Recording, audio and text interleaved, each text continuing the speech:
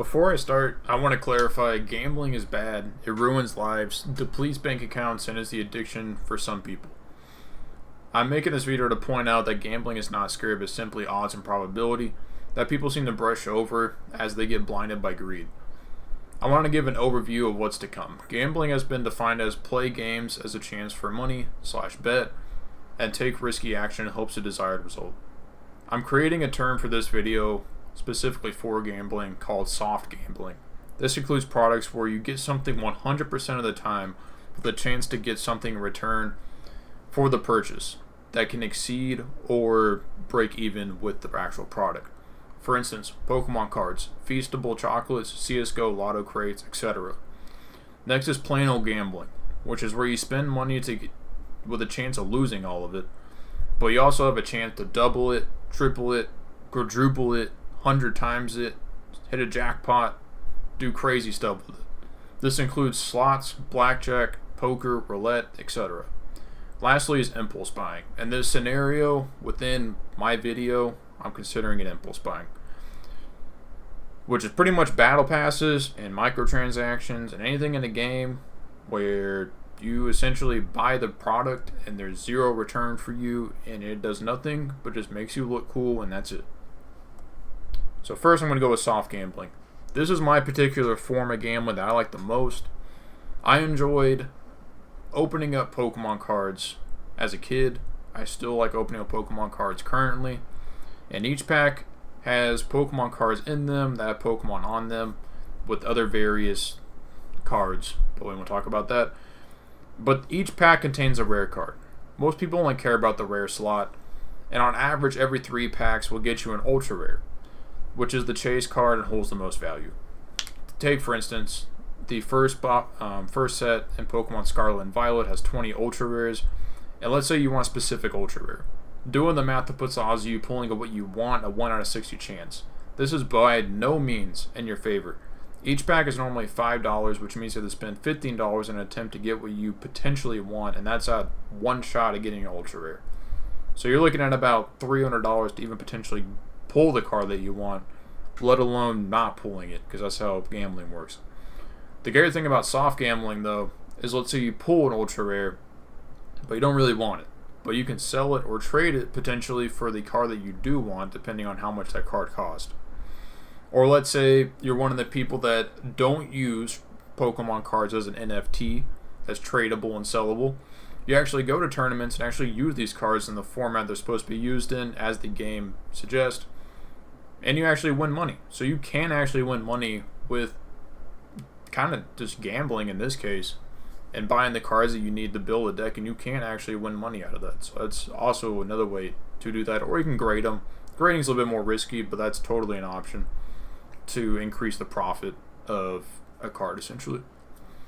And recently, Mr.Beast has been under the hot seat for promoting and using his Feastables chocolate brand, promoting a sweepstakes that is mainly going to be geared towards children and his audience, with obviously the help of their parent and getting them to that point where they can enter into the sweepstakes if they need it. By buying and showing that they purchased a Feastable chocolate bar, the buyer is encouraged to enter in for a chance to win a real world prize. In this case, Feastable is giving out $10,000 to 30 different people and one person with a year's supply of Feastables. Doing some research, I found that Mr.Beast has sold more than 1 million chocolate bars within 72 hours. Weighing the odds of the sweepstakes just 3 days after launch, your odds of winning are already at 0.0031%. This practice is a far cry from anything new. When I was a kid, I remember many companies running sweepstakes with a chance of winning a trip to like Nickelodeon Studios, a Wii, some money, etc. The odds of winning a big prize was extremely low, probably about the same as Mr.Beast chocolates. And the real teaching lessons for kids shouldn't be if you buy more chocolate bars or cereal boxes, you win a trip to X place. Instead, you should be teaching your kids, as a parent, that at worst this is a scam and they're probably just shilling this out to, your fourth cousin's like friend or something like that, then recouping the money with letting them keep some of it. Or if it's not a scam, the odds are just not in your favor at all. So on top of explaining that to them, you should just be like, hey, just go buy a chocolate bar. And if you win, you win. If you don't, which is most likely what's going to happen, then you don't. But you get the chocolate bar That's just a snack. You want the chocolate bar. That should be the main reason why you're buying this. Not so much to spend money on a sweepstake that basically you're never going to win. Next up, we got CSGO Lotto crates, which borderlines on true gambling territory. And I would say this is gambling 100% if you were not able to trade them and if you were not able to sell them for real money on these websites. Because you can sell them for real money on websites, this offers a way for you to cash out, essentially, on something that has a very low percent rate of dropping, which is a 1% chance to drop, the highest rarity to potentially get the gun that you want, and you're not promised the gun that you want. And on top of that, every gun has basically pretext to it, like a stat track or a factory new, that makes them even more valuable if they have those on them. With that said, I don't consider this, I still consider it soft gambling, but the reason why it teeters on it is because you have to spend a lot of money to potentially get something in return that has also very low odds of you getting something in return that's as of much that you put into it. But you can use it in the game, and you have full option to sell it, trade it, and do whatever you want with it. Moving into real gambling. This is the gambling that puts people under highways in Vegas for going broke at the casinos. The gambling that ruins lives. The gamblings that wish the odds are so stacked against you it makes Feastables blush. We're talking about casinos. We're talking about blackjack, poker, roulette, dice games, slot machines. The games that no one knows how to play but people play anyway and lose money at them.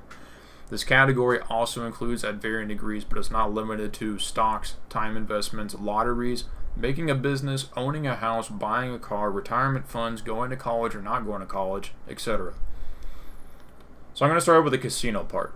Casino is a place where people go to spend money in hopes of having a higher return with no ulterior motives. I cannot think of one other motive to go to casino than not to try to make money out of it. People will spend money on blackjack due to the probability of it being the highest probability of winning. The payout for blackjack is actually a 1-to-1, which is it's not that great. Basically, you put in $20, you get back, if I'm not mistaken, $40. You get back your money and then doubling it, essentially. And the win rate of you actually winning, the percentage, if you play blackjack right, you have to kind of know what you're doing. But if you do it right, it's a 42.22% win rate. And the odds of it being a tie is an 8.48% win rate with the dealer, making the odds of you not losing money are slightly over 50%.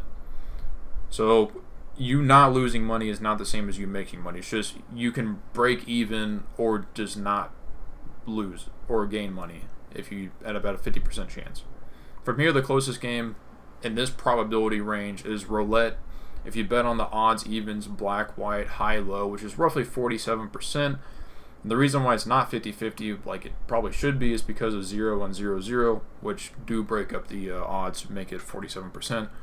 But if you're going to the casino, I don't want to have a 1-to-1 payout. I want to have the big bucks. I want to get the jackpots. I want to get $10,000 in one spin, or I want to get $100,000 or potentially $1 million+ and walk out of there rolling in dough, walk out there with security guards.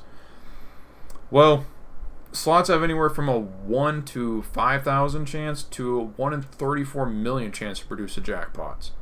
And I've watched enough Vegas Matt, who is a professional gambler that I watched on TikTok, and I think he's also on YouTube, to know some of these jackpots are just easier to hit, but these jackpots have jackpots within the jackpots. So you have to play a mini game of a jackpot to potentially win the actual jackpot that you're actually going for.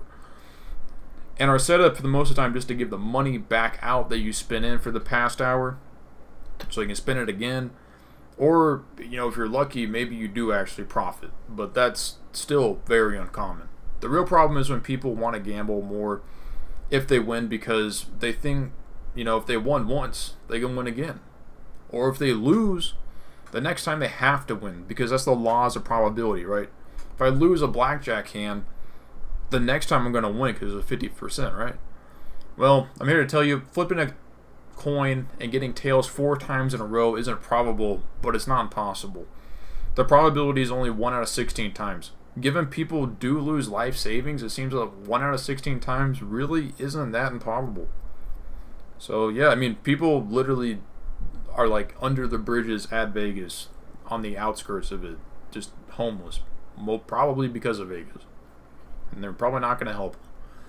So shifting gears to a more serious topic, which is gambling or taking risk in real life. The entire reason why gambling is so addictive is because of greed and the want to have more money. Most people work a job to have an income and use that money to buy living expenses and buy big purchases like a house or a car. Which, for anyone who doesn't know, these are also a risk. A house is most likely, gonna go up in value. But if you buy in a bad area, there's a chance that house may not go up in value. And a car is a depreciative asset, 100%. So you're buying risk and making choices throughout your life. Fewer people focus on their future and try to live under the means to invest their money and make a business. There's not a lot of people who do that, I feel like. Some people decide that they want to go to college, while others just decide they want to get a job out of high school and move up. Some people make YouTube videos on occasion and a board game versus getting another job. Everything in life is a give or take, and the unfortunate part about most life choices is they're irreversible due to basically just time. You can't understand what the full consequences of your gambles and risk-taking measures are until you live long enough and have a hindsight view on your choices, but you're still making more choices. Another thing is, money is time. Time is money. You hope to make more money by gambling and weighing the odds and probabilities in your favor with hopes it reaps a higher profit so that you can basically just time skip in real life by not having to spend time at work and instead using the money to do what you want to do instead by making, potentially a business, doing YouTube, just not working underneath someone. It's like the big deal that most people want to get to, at least in America, I feel like. This brings me to my last category, which is impulse buying, and basically perspective to this conversation. Mostly specifically buying microtransactions in games that don't allow trading or cashing out to real life money. I'm not here to tell you, the viewer, how to spend your money. If you want to spend, your money on skins on a game, if you got extra money, go ahead and get it. Or if you're a streamer and can write off Genshin Impact gambling as a tax write-off, do your thing. That's cool. My thing is teaching kids or anyone to spend money on things that look cool in a game with nothing else in return is very detrimental behavior. That's just my opinion. The house in this case is the gaming companies, and they shove microtransactions everywhere they can, and full price games or free to play games, and also expect you, the player, to buy them to support their company. Nah, when you buy these microtransactions, there's nothing you get in return. Battle passes are worse than skins in the store. Battle passes extort the basics of human behavior, pretty much saying that if I pay for something, I have to use it to its fullest extent. In this case, it's battle passes that require you to put in about 30 or more hours to complete unless you pay for more tiers. I'm not pleased that content is ripped from the game to be sold to the player after they paid for the game. I disagree. I digress. That is for another video, though. As a kid, I'm just kind of wrapping things up at this point. As a kid, I traded my time working in the yard with my parents for one video game. After going to the store and picking up that game, you start playing it, and you're like, man, this game kind of sucks. And then I kind of looked online, and I found out that people actually review games on IGN. After that, I started looking at IGN to basically get information on what games were good. Once I found out that I was able to determine which games are more probable to be something worth my time playing without sifting through all the garbage I had to waste my time on by just getting one game probably about every 2 months, I was taught that through bad games, that wasting hard work in the yard sucks because, I had to go. Getting money was hard. It was just basically work, and then you get an allowance, kind of, which is, in my case, was just buying a game. And then now it's just buying the game that I want to get through purchasing, by basically making decisions through research, talking to friends, everything like that. But, hey, what do I know? I'm just a dude making YouTube videos who still buys Pokemon cards from time to time. Thank you for watching. If this video makes it out, this is the most endeavorous video I made so far.